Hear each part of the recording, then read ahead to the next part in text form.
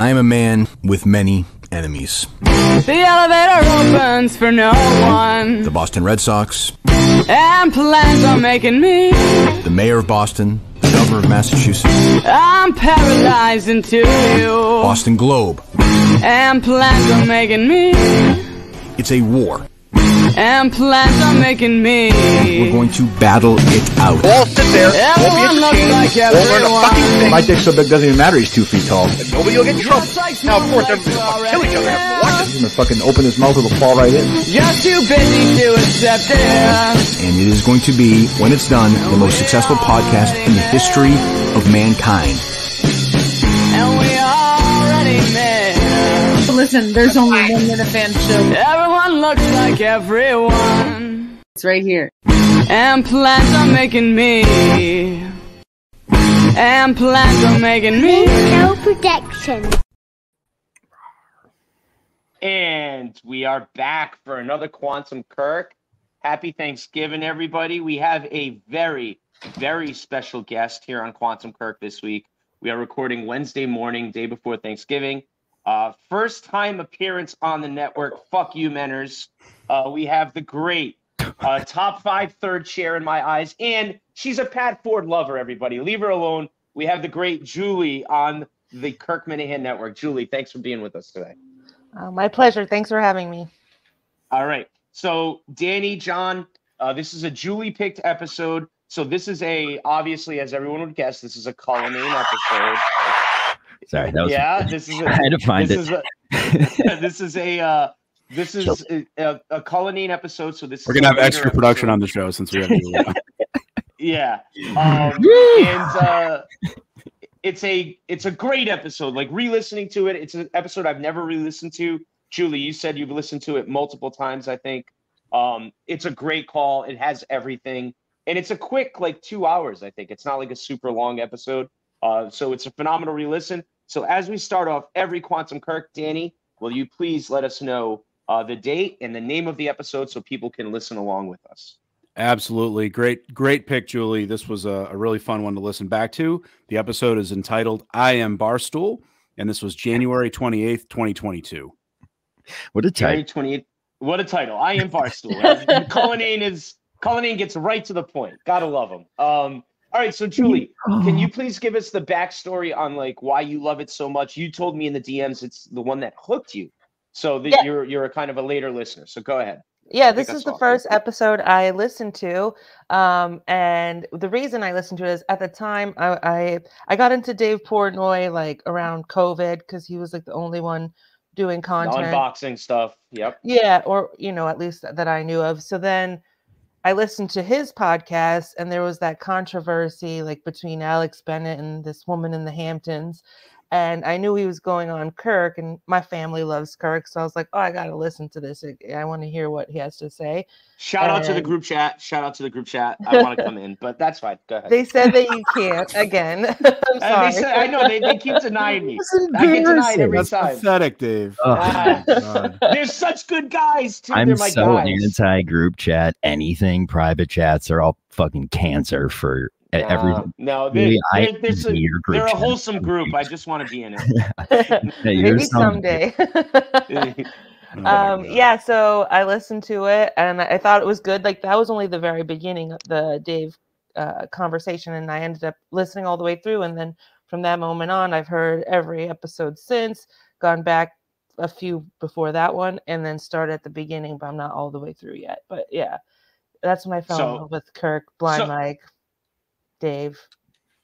So this is I would say Julie is our target audience here for Quantum Kirk. Someone who probably started listening, a year and a half ago, or whatever. So these are great. So producer now. Yeah. Producer now. Yeah, exactly. I don't know. So it's fun to re-listen to her favorite one. And I'll tell you guys, I don't know I'll kick it off to Danny after this. This show, I don't know if any show starts as hot as this one does right away. I even was hold on, did I miss the first 5 minutes? Because Kirk usually will, hey, good morning, everybody. How we doing? He'll kind of get into it. And even if he's got this one is he's bang, call Portnoy. Let's get going. Did you get that sense, Danny, at all?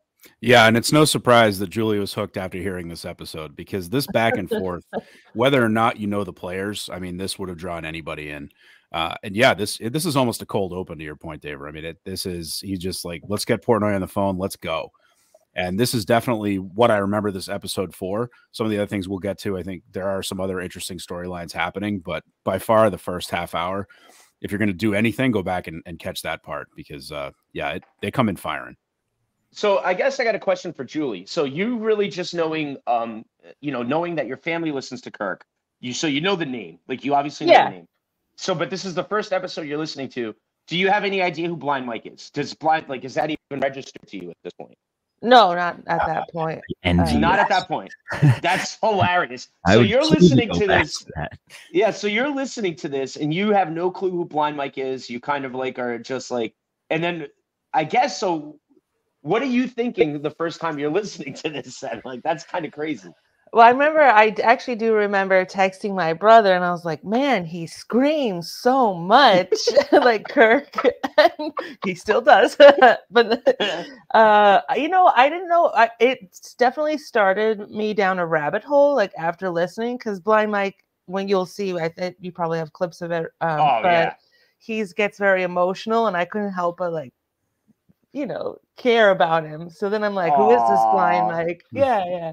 I mean, and Kirk is crying. I need to take care of him. I'm like that. I can't help it. Yeah, sympathetic figure. Funny. You see, you can see my face when like even with Beanbag Raw and when Kirk went into him, I feel bad. Like, even though I'm not going to argue, obviously, but yeah. So I felt bad for Blind Mike, and it got me started. Like, who is he? Like, and seeing old clips of him, and then obviously I wanted to hear the next episode, like what happened, and literally like ever since you got sucked into the vortex. You got sucked into the vortex. Yeah. So, I mean, there's so much happened that episode. I don't want to just stick to the Blind Mike part. I think we'll play the clips in a second, but I do want to give everyone a heads up of just all the other stuff. We find out who the Mean Girls are, and they're not even Mean Girls yet. Guys. Like, they're not, like, the name of their podcast, I don't think is Mean Girls. No, I think it came after. Made up the Mean Girls and then gave them the IP. That's how embarrassing that is. Yeah, so, like, Portnoy says, oh, they're just Mean Girls. They're just Mean Girls. And I think the next week they drop, their first podcast. Yep. Portnoy doesn't even know Jordan Woodruff's name. He calls her the other girl. The girl who got hired. He probably still doesn't. Yeah, he probably still doesn't know her name. Yeah. He's like, I didn't hire her. She won a contest. Yeah. Yeah.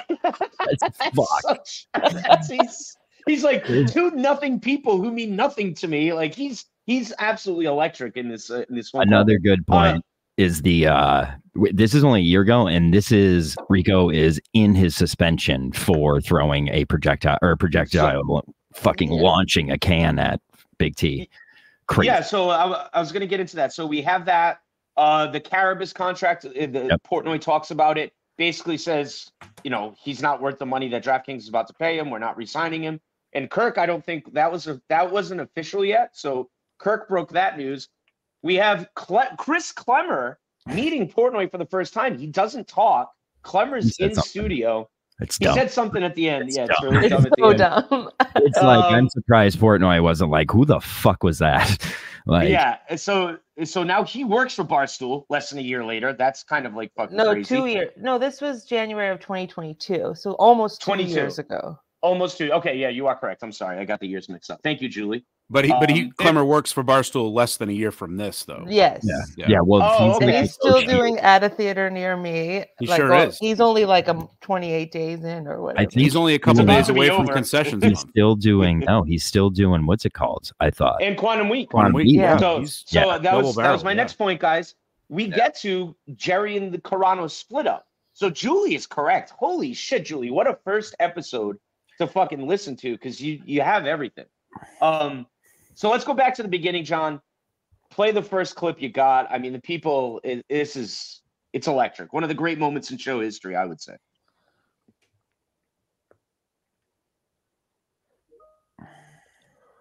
Can't hear it. Uh-oh. I am Barstool, fucking idiots. There you go. Good impression, Danny. I don't know why you can't hear it. I don't care. I know her better than I. All right. But who? Hold on. And 3, 2, 1. But who fucking cares? I don't care. I know her better than I know those two. Yeah, but they work for you. You represent them. What? They're lucky to work for me. But you hired them. You hired them, though. You hired them. They're nothing. They're irrelevant. They're two irrelevant people. I don't have loyalty. If I just hire you, I don't have loyalty. You got to earn my loyalty. They have none of it. What Alex Bennett should have done is been okay. I'll delete it because I'm a fucking nobody who's lucky. No, you're wrong. You are so wrong on this. You're so. No, I am not. You're so wrong on this. No, I am. Listen. It's a great clip. I have the rest with Mike too. So yeah, we'll play that in a minute. So I actually want to ask Julie, can you or Danny, can you guys break down to the audience what the actual whole beef is about on that? Because I'm still kind of like a little lost. So Julie, I feel like you were really following Dave at that point. So yeah, if you want to go ahead. Yeah, Dave, it came up on his previous Dave Portnoy episode so it was once a week.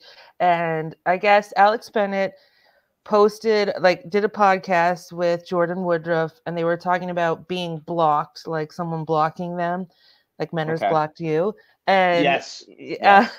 And I guess the reason she was blocked by this girl who's like an Instagram influencer is because she kept putting on her photos she also lived in her the same building as her. Yeah. Too. Yeah, that's fucking wild. And she would be like, I know this is Photoshop, and like she got offended and contacted Dave, I think maybe through Silvana. And Dave told them to take down the video. And I guess he then sent an email to Barstool people being like, don't be mean or something like that. And this then was like a friend of theirs, like his and Silvana's, just from Nantucket. Like they party with this chick on the weekend. I think the Hamptons. I think the Hamptons. Yeah. Well, actually, Kirk kept saying the Hamptons. Dave later corrected him and said this was Nantucket. It's Nantucket, right? Yeah, I thought so. But one small tweak to this. Dave claimed that Svetlana didn't have this girl's number, but this girl had Dave's number. She texted Dave directly, is what he claimed. Months Right. later, I don't she buy would that. be in Which, a- yeah, I think Dave with a rope around her neck. Yeah. So yeah, and like on the episode right before this, Kirk and Blind Mike are talking about it and being like, don't be mean. And then like after that, it's like Dave Portnoy wants to come on and defend himself. Like they put a clip on Twitter, and obviously Dave Portnoy was tagged. Yes. And he was like very offended that this was the take. So when the Twitter account would rile things up, unlike now. Yeah. Oh, burn. Good job, Cullinane. Got Portnoy on the show. Got him to see it. But that was interesting too, because I feel like Cullinane actually had like content in this episode. Like, if you compare that to like a lot his last few months on the job. Yeah, he was very much an active participant in this episode. It was fun. Yeah. And it's only a year ago. 2 years ago. Less than 2 years ago. Yeah, 2 years ago. 2 years ago. Oh, Julie's already corrected me. Jesus, I'm already corrected. Almost 2 years. Yeah, almost. Years are very hard, especially years these are days. fucked, man. Dude, time, man. Dude, think about time. John, I'll talk to you on New Year's. Dude, time. So the issue with all right, so basically Jordan Woodruff and Alex Bennett were blocked by this girl, and then they were photoshopping, or they were commenting that all their pictures were photoshopped, which in girl speak, I think Dave says that you're saying that she's either fat or she's ugly or whatever. Yeah. And then John, as you pointed out, she lived in the same building as Alex Bennett. So I guess, Julie, like I think where Dave and Kirk, the argument got distorted was Kirk was saying it's crazy for you to send out an email saying stop being mean. Yeah. Whereas Dave's argument was they were being assholes. So I guess, Julie, as a female, where do you stand on that? Were they being mean? Were they being assholes? I don't think no. I mean, we deal with it all the time in the Kirk world, like people just being assholes. And I've been sensitive, at least recently, about it. But I'll actually re-listening to this episode yesterday, I was like, oh yeah, like who fucking cares? Like who cares what they it's like Photoshop. She's skinny and she's pretty. Like if she has enough confidence in herself, and she's like 3 million followers. Like who gives a fuck what Alex and Bennett she's good at Photoshop, perfect package, full package. Yeah, she's great at Photoshop. I don't know. Yeah, and she's a graphic designer. Damn. She probably makes like tons of money doing nothing. Like who cares? Why does she care? So I kind of was with Kirk when I first listened to this and continue to be. And it's a good reminder. It's like just don't listen to them. Like they are nobodies. Like who cares what Alex I mean, I don't know. Yeah, I mean, if we quit every time we get called fat and stupid, there would be no Quantum Kirk. Yeah, dare I say Kevin was wrong, Julie? Yeah. And about the rest of you, because I'm sure he's called you guys fat, like the rest of the world. And he's funny, you got to let it go, right? But everybody's got insecurities, so obviously this girl is insecure. That's why she photoshops. She probably doesn't even need to. But I guess the whole point of the crux of the argument, though, where I will agree with Kirk and Blind Mike, I do think it is, like Portnoy kept saying 10 years ago, I would have done this, 10 years ago, I would have done this. And I still philosophically disagree. For him to send out an email to the company saying, actually, and Kirk read it, stop being mean, it is a old Barstool thing. I mean, he threw a wallet in Blind Mike's face. Like, and that's Blind Mike's point. Yeah. Yeah. Like he took Blind Mike on the wallet thing on this episode too. Dave basically went to play for it. He took Blind Mike to Julie, I don't know if you've ever seen this video. If you want to go a deep dive on Blind Mike, you can still on YouTube. He took Blind Mike to Jillian's in Boston, right near Fenway, and played ping pong with him. I did see this video. Of course. And beat him he beat him like 21-1, and he was mad that he gave up a point. It's actually a very funny video, but Blind Mike obviously is scarred from some of this stuff. There's also the spike ball video. There's I love video. I mean, when Dave be like, don't fucking give him an inch just because he's fucking blind. Take every point from him. Julie, as much as video was filmed at Nantasket Beach, right down the street from my house. That's right. Anyway, go ahead, Danny. Yeah. So as much as your I guess instincts to nurture came out with Blind Mike, we got to give him credit here. He fights back, right? Yeah. Go ahead, play the clip. Play the clip, Johnny. Play the clip. This is all-time moment show. I would put this up there. I'm fat and stupid, and I'm worthless. Anything else? Anything else? But it's bizarre to say, don't be mean. Are you fucking crazy? I love it. Hold on, we're doing a rare pause again. Yeah, you gotta play that again too. You're fucking crazy. This is now I think fourth time Mike's cried on this show. Yeah, I know, poor Mike. We need to get Mike on. All right, we'll go back a little bit here. I know, Dave, because you've been saying it for 7 years. I don't give a fuck. But it's bizarre to say, don't be mean. Are you fucking crazy? Don't be mean. Are you out of your mind? Dave Portnoy saying, don't be mean. You've lost it. You fucking snapped. Oh my god! Oh my god! When Mike came into the interview, I was nobody. I was worthless, Dave. He's going to say I was a loser. He's going to say I was a loser. We got it. I mean, Kirk was like, and if you listen to the whole episode, folks, I think Kirk has to tell Mike to shut up 3 more times. Oh yeah, I have more of this clip too. Yeah, he keeps going. It's like. And at the end of it, Kirk kind of explains it a little bit. He's like, I'm trying, because when Mike gets emotional, like he's like he's like in a corner and just throwing fucking fisticuffs. But it's like Kirk had to tell him, I'm trying to let you get your point out and him get his point out, because I think your point is right, Mike. He was like, I think you were winning. Like, I think you did good here. But you can't just cut him off when he's talking, because then you're not talking back to him. He continuously just would be talking over Dave. It was great. He clearly hit a nerve for Blind. Mike took out some rage. But I think Mike came out on top. Like, no doubt. I mean, that was years of pent up anger. And he, they later referenced the Francesca call.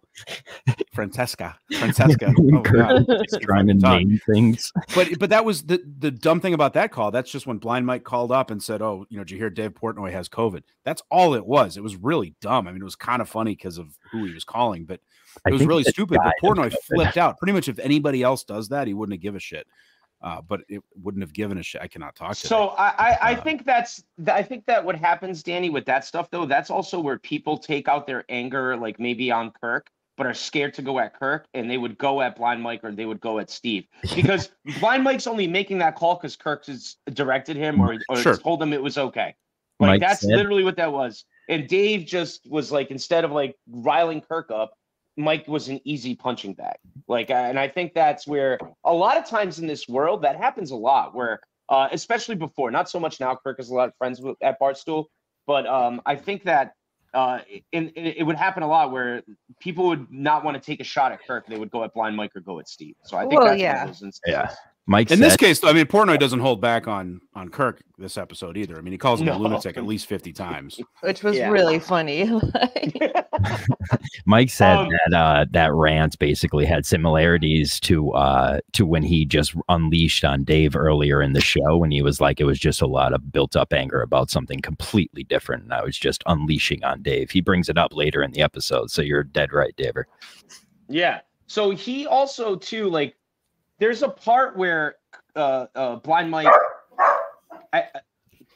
basically like is a little unhinged, and Kirk is trying to help him along. But at the end, I think Portnoy says it. Danny, correct me if I'm wrong, Julie too. Like, I think he says, "Oh, I actually like Blind Mike a lot more now. Like, I respect him because he yelled back." He does, right? Yeah. He did say that. I think this was the turning point in Mike's redemption in Portnoy's eyes. It's one of those things. I had a boss in the Navy who he was such an asshole, would shit all over us because he outranked us, so technically he could, but was just a complete dickhead. And finally I snapped back at him one day. He got super pissed at the time, but then he started treating me totally different after that. Now, he was completely bipolar, and probably one of the reasons that people have PTSD and veterans kill themselves all the time. But that aside, I mean, I think there was a lot of that, people have that where they want to see what your breaking point is. And then once you actually have the balls to come back at them, then they're like, all right, now I get it. And now we're good. And now we can have this sort of back and forth relationship. You don't respect someone until you 1v1 them. There's something to that. The king of 1v1s here. There's something to it. You kind of find where someone's soul is, and also kind of how creative they are. Now, if I could just real quick play off of that. Go ahead, Dan. The other part that I found interesting is Portnoy flat out said, he would talk to Barstool employees and basically ask them what's off limits. Completely opposite of how Kirk Minahan operates. I mean, and he even said, like, he brought up the Kirk's mental thing. He's asked Kirk in the past off air. He even says, hey, can I bring up you being, having suicidal issues and things like that? And Kirk had already given him permission to. And it's, obviously the opposite, because if now Kirk says, so what, if just like Big Steve with his family, it's like if Kirk knows it's off limits, he's gonna bring it up. So the exact opposite of how Portnoy operates. Bringing up a off-air conversation on air later. Now, I will say, last point to this. Julie knows that. I do. Well, exactly. Well, sure. And I'll defer to Julie on this because she knows a lot more about it than I do personally. But then on the other hand, I do think one small argument for Portnoy is he says, look, in the end, the crown, heavy lies the crown. Like, he still has to make decisions for the business. He can't just do whatever inside. I think he always has to kind of walk that line between running a business, and making sure people aren't, completely going nuts. A great line. The reason we're all here is because I'm always 100% morally correct. Yeah. What a way to live. What a way to think. This was the most lost. This was the most lost in pen and just being the king of the world Dave Portnoy I think ever was. He was like, like Mike was right. He was just telling people, don't be mean. Like, is he crazy? Because you go party on the weekends with this chick. Yeah. All right. So before we move on, Julie. Yeah, go ahead, Julie. Go ahead. No, I was just going to say, I mean, that whole thing was crazy, and Kirk and Blind Mike were 100% right. Yeah, I would say 90. I don't know about the whole 100, but I would say morally they were on the right side. Another great line that Kirk threw out before we move on to the next. There's a lot in this episode, so I do want to move on. There was another great line where Kirk goes, "Mike, you were so mad that you blacked out, and I didn't know if a blind guy could actually black out." Like that actually that made me laugh. You were blacked out with anger as a blind guy. Like that made me laugh quite a bit. So John, do we have Portnoy actually saying I am Barstool? Do you have that clip? Is it when they call him back, or is it, I mean, I think it might be that next one. It's in the first call because I have the rest of that first call too here. I mean, I have 2 minutes of that. It's phenomenal. It's phenomenal. Hold on here. There we go. Oh, that I'm blind. Here. Mike, shut the fuck up. Go ahead, Dave. Shut up. He's going to say I was a loser. He's going to say I was a loser. Relax. Go ahead, Dave. I was a loser. When Mike came into the interview, he was horrible. Didn't deserve the job. Mike, shut the fuck up. Well, I know what he's going to say. I've been saying it for 7 years. Mike, shut the fuck up. Go ahead, Dave. When Mike came into the interview, I knew he was talentless, nice enough guy. As he was walking out, he's like, by the way, I'm legally blind. I said, well, okay, does that mean we can make fun of it? He said, of course. It's like, so don't complain about it. He's not complaining. Did I ever complain about complaining, Dave? He's not complaining. You're out of your mind. You threw a wild at my face, and Julia Black reached out to me and said, do you have any complaints about Dave Portnoy? I said, absolutely not. Barstool did a lot for me. It was a great place to work. Well, that's the thing. Sorry, Mike. That's the thing, Dave. Like, what a line by Portnoy. What do you want, a cookie for not lying? What do you want, a cookie for not lying? You're not saying all the shit that all these other liars are saying. And while these assholes in the summer of 2020 were fucking bailing on you, we had your fucking back. People that still work at the company didn't have your back the way I do, Dave. Who has worked at the company that has bailed on me? That has talked all the people that did that fucking podcast last year that called you a racist? Yeah, they're calling you fucking racist left and right last summer. Those people were here for a minute. Some of them still are, Dave. That's because the world is changing, Blind Mike. That's a different answer. Blind Mike. Girl. Right. Well, Dave, I want to know what. Yeah, that's all I have of it. Yeah. All right. So yeah, we missed the IM part too, but that's a great because line. that's the when they call him back, that's when he brings up the Rico stuff. So if you want the Rico stuff too, I have that part. Okay. Yeah, I just I clipped that just in case you needed it. Thank you. Perfect. No, so like that's just. Guys, Julie, this is a great re-listen. I do want to thank you. I never re-listened to this. This is phenomenal episode. So let's move on to the next part of the episode, guys. Yeah. And I will say, like, so this, again, my first episode. So I listened to that, and obviously I kept listening to the whole show because I was like, oh, these guys are great. And they're just, like, electric the rest of the episode. Like, this lit them up. And, like, it was just like, oh, this is what this show's about? This is fun. Like, I'm in. I'm in. There you go. Line and sinker. That's the primordial soup of the Kirkman. So they do call they do talk about Carabas's contract. So this is, I would say this episode is basically like Kirk breaks the news that Jared's not re-signing with Barstool. And after he hangs up with Portnoy, Kirk even says it. He goes, well, the biggest takeaway, forget Mike crying, is that Carabas is not, re-signing with Barstool. So that's like a big deal that, like, honestly, Julie, like, totally forgot that it happened this episode, where Portnoy basically says, he's like, listen, I can't be mad at the guy. Like, if he's going to make that much money, which I don't know if the numbers are ever confirmed, but I would say that Jared's a multimillionaire. From what he made $20 million on that contract. Yeah, like it's an outlandish number that he got from DraftKings. It was like $4 million 5 years or something. 5 years, something like that. Yeah, I was cracking up too, like, because Portnoy's like, yeah, well, it's good for us if he goes to a competitor because he stinks. Yeah, he goes, well, I know what he's worth. That's what he said. I know what he's worth. Such an asshole. Such an asshole line. We talked about it while being nice, by the way. While being nice, it's such an asshole line. Kirk is the meanest when he gives you a compliment. That's the meanest thing he could say about you, probably. But we were talking about it last episode of Kirk negotiating contracts for people. He continuously just points out the where he's like, oh, he's worthless. Like he makes Dave Portnoy, his boss, say he's worthless. Yeah. Bad agent, Kirk Minahan. Bad agent. So Danny, what did you get out of that whole Carabas contract thing? Like, was that? Did you remember it was on this episode? Did you remember anything about that part of it at all? I mean, I knew it was around that time because I remember it was early in the year. I did find it interesting, of course, knowing what we know now, when Kirk says, would you have an issue with him going to a competitor? And of course, he never actually says DraftKings because it's not public at that point. And not a competitor anymore. That's funny. Right. Yeah. Times have changed once again.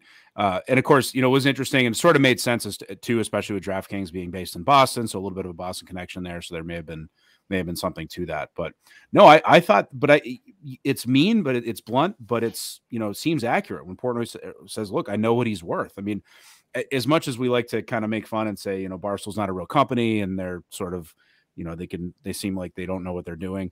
I mean, they have numbers people. They look at what, they look at views, they look at ad rev, they look at these different things. So I think Portnoy was being 100% honest. He could actually put a value on what, Jared was worth to the company, and what DraftKings was offering was too much. And he says, look, I'm not just going to go out there and overpay the guy because somebody else is willing to. He should go take more money down the street. God bless him, and frankly, it was probably the right move. And, I think we're going to see Jared come back anyway at some point. Yeah. Go ahead, Julie. Yeah, no, I mean, he already is coming back after the Penn split. Yeah. So, I mean, he was on the rundown last week. Mm-hmm. Yeah, that's right. So he basically is back for all intents and purposes. It's so weird. Carabas is on the rundown. Alex Cooper is going to bars with Portnoy. It's like they're like rebuilding the old dynasty or something. Well, it's actually, John, a great point. I want to go back to that. So it's funny that you say that. So let's talk about Barstool for a quick second here.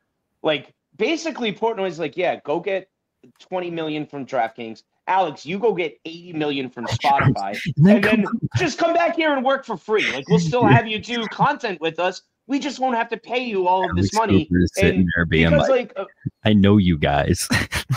Yeah, from what I understand, like, I guess even the Spotify Cooper deal might be coming to an end, and I don't think that money's being thrown around anymore for podcasts. We've been talking about it. Like, I think those days are over. So I think that, she's kind of like, all right, let's start this over again. Maybe not with Barstool, but get back into the trenches. And I want to roundabout it, bring it to Mean Girls, because that's a big topic on the show right now, on the Kirk show. Did those girls fumble the bag? I mean, look at their views 100%. Well, go ahead, Julie. Like, yeah, I mean, that show stinks. I didn't listen to Call Her Daddy either. Like, but Kirk's right. Like, when he's breaking down those episodes and being like, do they even know each other? Like, there is zero chemistry. What else can you talk about in airport? Like, what? Who would listen to that? She's dreadful. I liked Alex. Like, I followed her when she joined Barstool. But like, it's so weird to think like she joined with her mom, like that with was her mom. That was supposed part to be of the Portnoy. Yeah. And then her mom was always pushing her to have kids, and now she's divorced and doing what? I don't know. Like, Barstool tore that family apart. Yeah, for real. Somewhere out there, grandparents just smashing whores. Well, I don't know if Barstool tore the family apart. I would say Alex's chase for clout, probably was like that's probably not who Graham's the son of a billionaire. He's probably not thinking that his wife's now going to want to try to be like famous, like basically do like a Real Housewives version, but like podcast style. I forget what it was, but I recently just looked at this because Kirk was talking about on the show, and I guess she was on like some kind of reality show in Oklahoma City prior. There you go. Nailed it. Dude, I was listening, like, it's weird how big that family is. Like, and then she ends up at fucking Barstool with her mom. Like, that's crazy. That's absolutely crazy. But that's the original signing, right? He saw her and her mom. Portnoy saw her and her mom on Instagram, and he thought it would be an interesting sort of dynamic. But as soon as he called her, basically, Kirk birthed the Mean Girls. Like, we can actually say that listening to this episode. Kirk Minahan and Dave Portnoy. So Kirk, when he makes fun of that show, he should kind of take some blame for it. It's an IP of his. I mean, it's his creation. It's actually under the network. But at the time, Portnoy even says that Alex wouldn't even admit that she was being mean. Like, she was trying to fight the mean girl mantra. Oh, yeah. Well, that's why it was so... like the fact that they couldn't take any criticism on their dumb things they said. Kelly Kiggs is right. Like, oh, I don't wash my hands after I go to the bathroom. I don't believe in dinosaurs. Like, they're just saying dumb things to get famous. Like, She's trying to be like Jessica Simpson or something. I honestly don't think it was Good Alex call. Bennett that was the one that stunk. I think it was the Jordan girl. She's terrible. She's I feel like Alex Bennett is kind of a trooper, and even though she's tied in with this awful girl, like she kind of like, even think of the Minifan thing. Like when it all was said and done, she was calling to try to get Kirk to do a show with her. I always judge people by like, if you can go on screen with somebody and get on a mic with somebody, then you're not a pussy. So it's like, I can give that to Alex Bennett at least. Well, I think Kirk says that all the time, that he likes Alex. Alex is pretty like semi-talented. He could see her making it. The other one is dreadful. I think he says she's like a total anchor. Why would you tie your? I mean, Completely. I feel bad. Like I don't have anything against her, but she's a loose. bore. Like yeah, and I don't listen to the show either. But the clips that Kirk has played. Yeah. I mean, she sounds terrible. And then when Alex was on, when she called in, or Kirk called her and she answered the phone, to John's point, she was willing to have a little back and forth and then kind of hinted something later. Oh, man. And it was almost like, it's almost like she's hiding in the closet trying to talk to the mistress. That's what I mean. While the wife's out there, nagging. I love. But I would say, I would say this. If you look at someone retweeted it the other day. I forget who it was. I feel bad for not remembering, because I want to give him a shout out here. But basically, the interactions that they used to get are gone. I saw one of their clips had like 4 likes and 2 retweets. Like it's without the Barstool jetpack, like they're dead in the water. Even Kirk brought up the fact, I forget who. I think it was Kirk that brought up the fact that like, you don't realize like all that dinosaur stuff, and like you have to remember, you have the Barstool social team working for you. It's one of the best social teams in the way we like social, picking fights, blah blah blah, causing controversy. Look what they did to poor Carissa Thompson this week. Exactly. So you take that away and look at the content they have now. They have a bingo hall clapping for them. It's like I should have went to one of those shows just to see. You said, Julie, see, I thought about it. Gus should have gone to one of those shows. My guy a Gus move. That's right. Yeah. They seem brutal. I mean, I can't imagine. I mean, I think any show on the Kirk Minahan network would do a better live show than that group. I mean, that was pretty terrible. Danny, nailed them. We're pretty bad. We're pretty bad. We're pretty bad, Danny.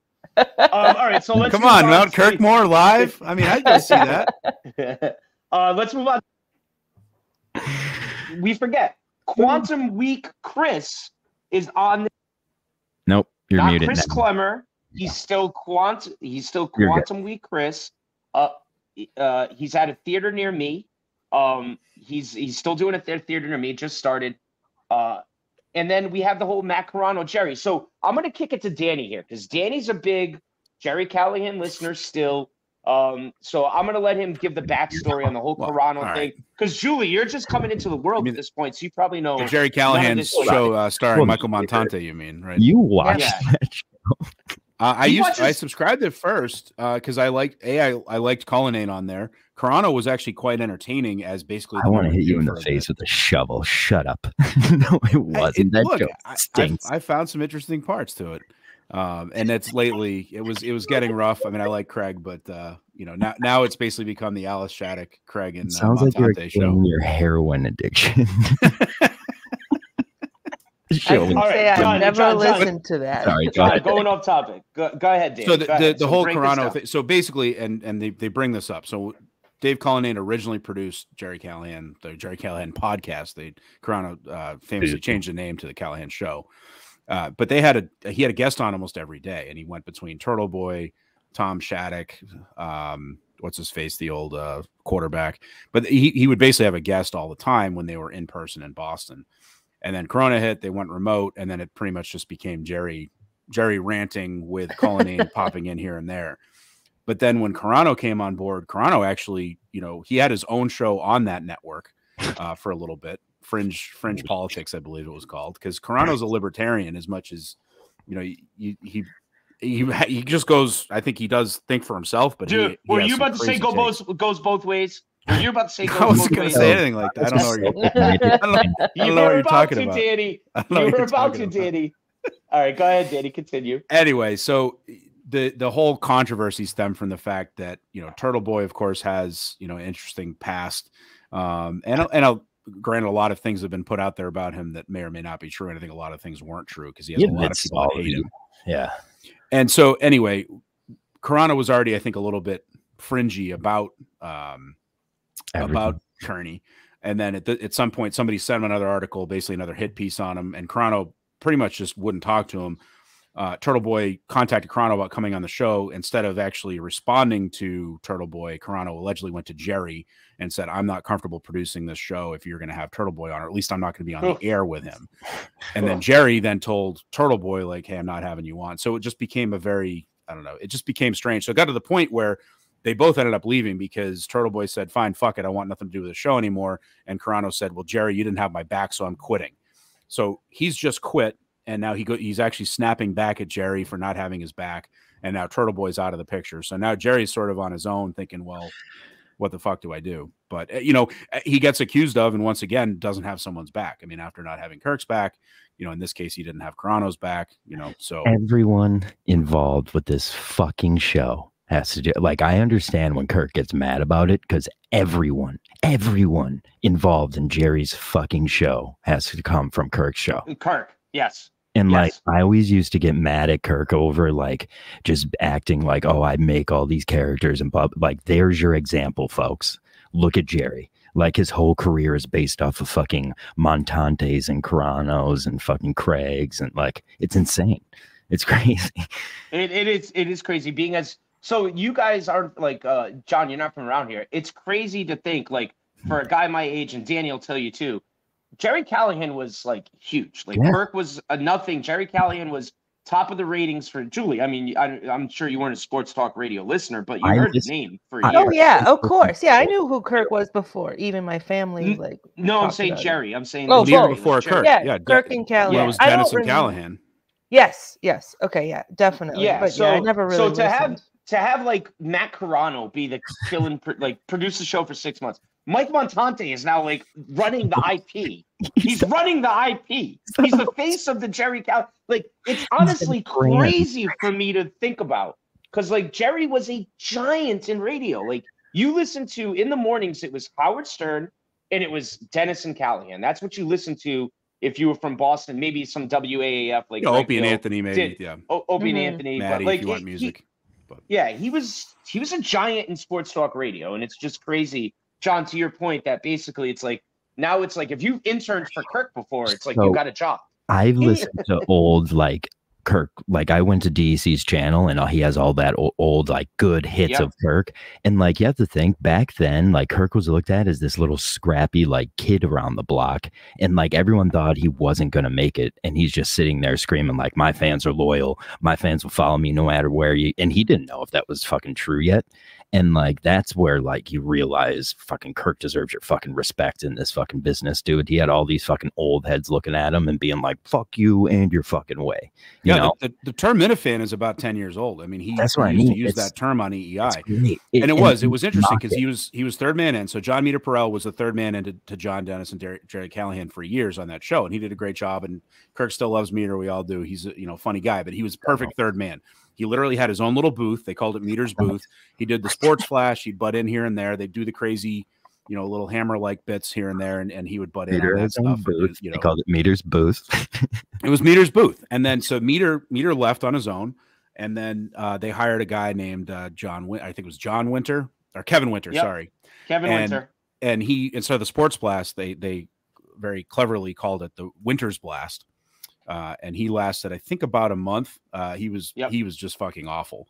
So then he was gone, and then that's when Kirk came in. And Kirk basically, I think, and I've heard him talk about it, he was in the booth for like a week, maybe, if that. And he was like, "Fuck it, I'm not going to be in this booth. I want to be out here with you guys." He was in the booth.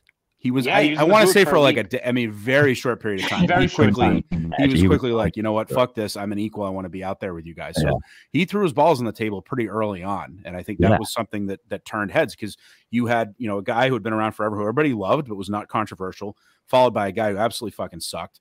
And then Kirk came in, and they were like, all right, here's something new, because that show needed something new. And I was a Dennis Callahan. They didn't do politics all the time. They did more sports back then. But they needed something new because it was getting pretty hokey. You'd have a lot of these bits and these segments. Like you have people like Opie and Anthony leaving to go to New York, which Opie and Anthony were shock jocks and shit like that. So then you have the fake shock jocks coming in to replace the whole dead radio business, So it's like Kirk coming around is like real talent. Yeah, he was something new and different, especially as he started to come into his own. All right, so I want to get back on track here. We'll finish up in the next few minutes. I want to end it with Did you want to play the Carano clip? Let's do that.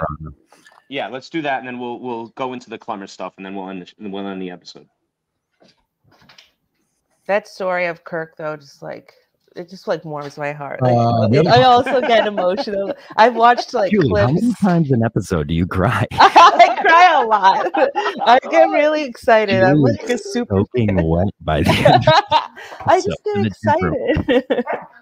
How do you not love Julie? She's so goddamn wholesome. I've loved you, Julie. I've loved you since day one because before you came around, I was always like, Kirk Minahan cannot do a show with a female. I've seen it tried. I've seen it attempted, and you came in and he loves you, and I love it. I love it. I basically just want to go on just so I can talk to him because he's so interesting to me. That's what he loves, I think. All right, I'm gone. He's gonna. I promised Gerry I wouldn't say anything yesterday, but Gerry told me that Carano couldn't handle the pressure, so he quit, which is not even it's not even debatable. Like good or bad, like he just didn't like the heat of it, so he quit. But I think for the first time in like a year, I listened to Jerry's podcast, and things got. I think it was more tense between those two today. It got very interesting. The weird thing was knowing you're going to do that and have 40 minutes of this is Neil Young is a real very weird. Actually, you're dead right, Jared. And then the football talk afterward was just completely unnecessary. They talking about football after? Roethlisberger, bro, or whatever. Did they really? Yeah. Roethlisberger's retired. Jesus. But even just the irony of saying, can you believe Neil Young would say it's him or me? Anyways, you want Turtle Boy on or not? All right, so let's get into that. How crazy is it, Danny, for Carano being there 6 months to be like, it's either me or Turtle Boy, who Jerry's been doing content with for a long time between EI and always talking about Turtle Boy and stuff like that. Did you find that? I mean, Carano's crazy. Carano's crazy. I was not surprised that Carano and Turtle Boy didn't get along. They seem to be clashing personalities to me. However, if you go back and look at anything, Turtle Boy actually wrote about this, and I glanced at this really quickly. Basically, Turtle Boy said, look, I thought Carano was a little weird, but the fact is Carano had built up part of his reputation rallying against cancel culture. Like, he's very much against that. So the fact that Carano turned against him based on a hit piece that later became, it was found out it was about 70% unsubstantiated. He's like, this is completely hypocritical of him. So at that point, when Gerry finally apologized to Carano on air, and everybody I kind of figured, all right, so he's going to be, he'll be fine now. But Carano, I guess to his credit, stood his ground and said, no, I still quit. But at the same time, it seemed pretty hard-headed, in my opinion. And that's what I think, they talked about on this episode as well. Carano's a bitch. Yeah. So John, known Carano hater. So we're going to skip that part. I can't keep track. Yeah, I can't keep track. Fuck Carano. He wants fucking accuse me. That's why we just love everyone here on Quantum Kirk. It's too hard to keep track of things. Sending Kirk to a mental institution in front of 40 people. I'll fucking rip that kid's sack off if I see him. Fuck him. Yeah, and I hate Gerry too because Julie, let's fucking go. Because Kirk does, and that episode where Kirk does. Yeah, and that episode where he talks about his adopted daughter, I cried on that episode too, of course. And it was just mic drop, end of the show, 8 minutes of him just. The Kirk Minahan show is very emotional for Julie. It's a very emotional show. Group text. It's emotional support. We just talk about how much we love everyone. It's just a bunch of crying. David wants in even more now. Yeah, I want in even more. So, Julie, I do have a question for you about the whole Clemmer thing. So, this is your first episode. You're figuring out who Quantum Week Chris is, and do you know at this point, or do you end up figuring out that Carano used to be, or is his partner on Quantum Week?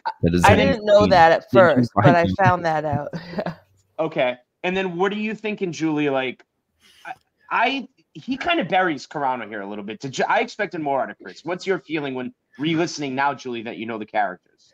Well, that's classic Chris, isn't it? Like I don't hate Chris, but you know, before we started filming, I said, "Oh, this is the episode I fell in love with Kirk. I fell in love with Blind Mike, Dave Callahan." I didn't say I fell in love with Chris. Like even he's insufferable to listen to. Like when you first hear Clemmer's voice, like my girlfriend, she's like, "What is that?" Like, and then she's hung out with Clemmer like late night, and yeah. Although he brought a good game in this episode, that mall game. I thought that was fun to listen to. Like Kirk got so excited about picking like stores and stuff. Yeah, Kirk loves his games. I always give Chris that for sure. So Julie, I'm glad you brought that up. So real quick, if David will allow me. So I love this, and as Colin correctly pointed out, this was an activity, not a game. However, I thought this was great. So basically, it was Kirk got to design his own mall. And Blind Mike and Cullinane got to be the peanut gallery, and they were even worse at this than we would have guessed, which made it even more hilarious. So he was allowed to pick one core store, four smaller stores, and then pick out a food court. So Kirk went with Sears, and then added MVP Sports, Strawberries, a 4-screen movie theater. Blind Mike chose Milton, a store for men, which is interesting because this is before the Burlington Mall location, so they shit all over Mike. But Milton's opened a location in a mall a year later. So how about that?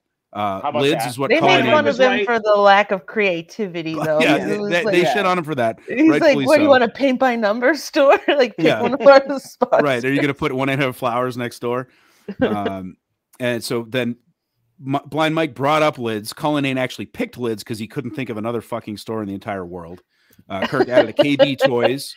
I think I already mentioned Sears. Papagino's, standalone Papagino's, not in the food court. In the food court, Auntie Annie's, Baskin Robbins. Dude, this might be like the coolest. And Chick-fil-A, of course. And then a Walden Books as well. So, I mean, beautiful mall. Julie, I assume, frequented the Billerica Mall. I did, and that was part of it. I remember it was before my time moving up here. But it sounded like an Yeah. amazing mall, and there were still little parts of it left when I moved up here, but most of it, sadly, it's been dead for like since I was like it's pretty sad. Wait, so Kirk explained of the mall that was where he's from, where he grew up. Billerica Mall. He's mentioned Billerica Mall a few times, and because it had a standalone Papagino's, it sounds like it had a great bookstore, Julie, an arcade, right? That was one thing he said. He might have added an arcade if he could. That's Inception. He just recreated his childhood. Wow. More or less. Well, that had a Kmart, not a Sears. Yeah, but... Kmart, which closed right when I moved here. Very sad. Kmart it was a very depressing Kmart. I don't think they had changed the light bulb since Kirk was going that's there. One fluorescent bulbs, Danny. You have to change. All right, that's so fair. I think we you guys don't want to play a game and design a mall. We probably don't have time for that, right? Yeah, Julie, you start. Okay, let's see. Anchor store. That's fine. I think I do like the Sears like because that something. was really fun. Like when you would go through the Burlington Mall through the Sears, like there's always something. And as a kid, I would like hide in the clothing racks. Oh yeah, for sure. Built-in free entertainment. I have to agree with the Sears pick for sure. I actually did as well. I tried to think of a better one. Mike brought up JCPenney, which he said is only for children of divorced parents. That made me laugh because I'm a child of divorce and I had a lot of JCPenney when I grew up. JCPenney was my store. Burlington Coat Factory, JCPenney. That's where I would Every shop. mall we had one on each side. It was great. It would be like one had Boscov's, JCPenney's, one had Bon-Ton, and one other. Like it was great. I love those big. Like you could just go hide, and if you were running from the cops, that's where you go hide. Well, so as has been noted many times on the show, there are a lot of malls around the country that are dying. Burlington Mall is still thriving, and they've got a great setup there. And make sure you go visit Milton's store for men, of course. Burlington Mall, Burlington, look Chestnut at Hill, Danny plugging away. That's right. Plugging away. And don't forget their original location, South Shore Plaza. Cry for me real quick. Chestnut Hill. Chestnut Hill. Danny, did you? By the way, buy a T-shirt Black Friday. What? You had a story that you said that Julie from this episode. So this might make me cry because it was actually the end of a lifetime friendship for me. This the weekend this episode came out. So this was I was actually in Gloucester, Massachusetts. So you heard a lot of references to the weather in this episode. There was a gigantic storm barreling towards New England at the time. Again, January 22. And it actually paid off. It wasn't one of those things where they completely messed up the weather forecast. It actually battered the coast pretty well. And I was staying in an Airbnb with my parents and my son at the time, who was under 2. And basically and my wife, we planned ahead, get the Airbnb. We were going to basically just go across town to my friend's wedding. Cause this was still very COVID-y. So like the wedding was all kind of weird. We were going to go to like the reception, or we we're going to go to the ceremony, not the something like that. Anyway, so things were already a little bit on edge. He had already postponed his wedding a year. And this is one of my best friends from high school. So we've been friends for, going on 3 decades. Since high school, which was a long time ago for me. And we've been friends since high school. Thank you, John. So basically we're holed up in this Airbnb. We've got all our supplies. We've got our, milk, bread, wine, everything we need. And I'm all ready basically to still go to the wedding. And of course, this storm is hitting the North Shore. It's completely destroying the coast, like 80-mile-per-hour sustained winds, feet of snow, drifting, just basically ridiculous. All of my friends who were in the wedding actually stayed at the hotel. I could see the hotel from my house, but there was a giant snow drift and so much wind and rain, or so much wind and snow, that my family forbade me from even walking over to the wedding. Like they pretty much physically restrained me from going to this wedding. And it was very nasty out. I mean, if it was just me single, I would have just gone, but it hit the point where it's like, all right, do I want my friend to be mad at me, or do I want my entire family, including my wife, to be completely pissed off at me forever? So here it is almost 2 years later, and my friend, the groom, still refuses to talk to me. So he basically completely took it out on me. Dude, I tweeted him about the birth of Oliver in July, and he left the text. Liked it. Damn. So yeah. So he's one of my really good friends from one of my best friends, really, that I sounds like a cocksucker to me. Yeah, it's too bad. So I don't know if it's her fault or what, but it's one of those things like, yeah, I feel bad I couldn't go and it sucks, but I mean, there was one of the largest storms we've had in decades going on. And you were there. Like I had a young kid. That's the thing. I obviously intended to go. And of course, I had a baby, and just, it's just one of those things. It's like I had to decide between family and friends. In this case, hoes before bros, I guess. I always go that way, buddy. You always. My BA is mad at me because I just went and hung out with Carm in Boston. Sorry, boys. That's all right. So I'm sure BA will talk to you again. But yeah, so 2 years later, he still won't talk to me. So I actually lost a best friend this weekend. Not actually dying, but I guess dead to me, or I'm dead to him. But otherwise, this was a great episode. I had a great time. All right, Danny, I thought you had a fun story that you were going to end it on. I thought you were going to make Julie cry on. I know. Come on, Julie, you're not crying over this one. What I will say, I don't know that guy. He seems like an asshole. That's true. That's true. Well, he is an. That's the thing. I mean, that's why I was friends with him, because I mean, look at the screen. My friends are assholes. And the thing is that the highlight of my weekend was probably listening to this episode, though, because I still remember feet of snow just drifting. I remember feeding my son the morning after the wedding, or whatever morning I listened to it, was one of the two, and just thinking like, all right, this is fun. This is a lot more fun than dying going to a wedding. Did you have enough bread though? Yeah. It is funny because they bring that up about people buying bread and milk. It's hilarious because I'm like with Blind Mike and Kirk on that. Like, why do people do that? Who cares? What are you gonna like if you lose power, that shit's gonna go bad anyway. Like if you got beer and Cheez-Its, you're fine. Yeah, you're fine. All right, guys. Anything else? So I hope I didn't bring the show down too much, but it wasn't. No, it did, Danny. That was pretty terrible. There was a prescient memory tied in with this episode. Yes. So, Julie, I want to kick it to you. Any last thoughts on this episode? Anything that stuck out to you that we missed, or do you think we covered it all, or any last thoughts? Period. I mean, there was a really I think I mentioned this. Like there was a really funny part where Cullinane plays like the Red Sox poet. And I just thought, like I was reminded that when Cullinane actually tried, and it's such a stark and I love Dave as a person, and like on the show he's funny, but like he had so many clips and like really funny stuff, and then he just stopped doing that. Julie, that is a great fucking point. Like he was actually out there looking for sound. Like Kirk hadn't even heard this. He's like, hey, I have this guy from WBZ who Kirk actually likes. Kirk's even like, man, this sucks. He's a year into the job, though. Let's not. You know what I mean? Like he's synced in. Cullinane is synced in.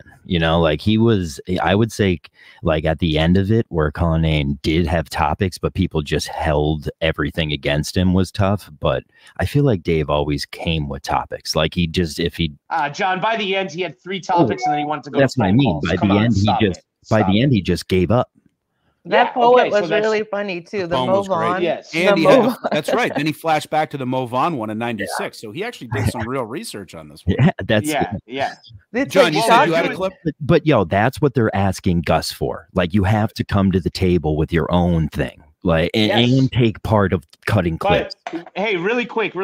Speaking on that, I know we're doing old shows, but I have to say something. Justin at this point is just spiking the ball in fucking Gus's face, right? Like on purpose. On purpose. Like him discovering that Mutt had instant mashed potatoes. Mutt's talking about this fucking recipe, and it's fucking $8 instant mashed potatoes from fucking Target. Mutt is poor. I'm now on the bar. Good. Mutt's poor. I mean, he hasn't worked in a year. Yeah, of course he's poor. I think he admits it at this point. But I'm saying, like, you can't build up a recipe and then buy instant mashed potatoes. Yeah, but he said it's his godmother's. I mean, so that just the mashed potatoes are part of it. I am skeptical on this. I want to see the recipe as well. I do demand transparency here. So I am in my family. I'm the one that makes the mashed potatoes. Julia Child's garlic mashed potatoes, like 15 sticks of butter. I'm not trusting heavy cream. This is not going to help the fatso argument here, but I mean, it's delicious. We make it once a year. I make it. That's my thing, and it's delicious. So I love to hear it first. I'm like, oh, Mutt's the mashed potato guy in his family too. That's awesome. And then you gotta find out it's a $9 passed it on to him. Yeah. And then Justin finds this fucking mashed potato mix. I'm like, oh man, what are you doing? Many mashed potato makers out there that Mutt let down. And he says he puts cream cheese in it too. So cream cheese and powder mashed. I mean, maybe he puts fucking heroin in it too, because it must taste delicious, but because the first two ingredients he's mentioned are gross. Yeah, agreed. But so I just like Justin right now at this point is just like moonwalking all over poor Gus. Like the fight's over, Justin. Let him be. Let the kid. No, live. I'm happy my God. Because like at this point, I guess you just have to show them. Yeah, you know, like you just have to show them. Well, like Justin was like, I'm at a store now buying Gatorade, #Game Fuel. I literally DM'd Justin. I was like, #Game Fuel. Yeah. So get these. Go ahead, Julie. What were you gonna say? No, like, you know, I said to Gus the last time I was on Kirk's show, I was like, why don't you just like film yourself going to like a supermarket being like, do you know where I can find Henry Winkler to people? But like That's pretty funny. I'll take that. But yo, it's all about like the fact that we're now sitting and talking about it. Kirk's right. And then he tries and does that. Now that's not what we want. We want your own thing. I don't care what it is. It has to be your own. And I said this since day one.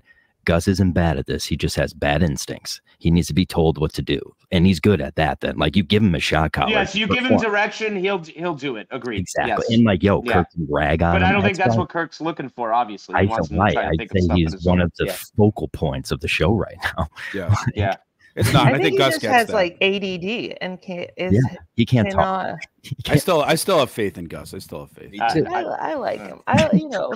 And so real quick, to circle back to the episode, did you guys notice, you know, Julie or Dave or John, that he actually brought up when Justin's name gets brought up as a potential producer candidate for Gerry. Yeah. And then Kirk flat out says, I don't like Justin. And Harrison. I said this the other day, and I said good old Harrison. Harrison didn't want the job. I said Kirk was down on Justin at one point. This was the Twitter. Kirk says, I don't like Justin, I like Gerry. Like, it's weird how that's turned. Yeah, that's the second half of that quote. So how about that? So we'll end it there. It's Thanksgiving morning. Julie's got to go. She's given us enough of her time. Julie, I want to thank you so much for having us re-listen to this episode. It was phenomenal. I encourage everyone to do a re-listen on this. It's all-time. Honestly, I'd put it in my top 10. This is a top 10 episode for me. This was a great one. Phenomenal episode. And I think we could go for another hour on this. We might have to do a year from now. We might have to do a Quantum Kirk on the Quantum Kirk of the original episode. We're not doing that anymore. We'll call it something else. Yeah. I'm in. All right, Julie, have a great day. Happy Thanksgiving. You too. Bye, Thanks, guys. Julie. Happy Thanksgiving, everybody. Happy Thanksgiving.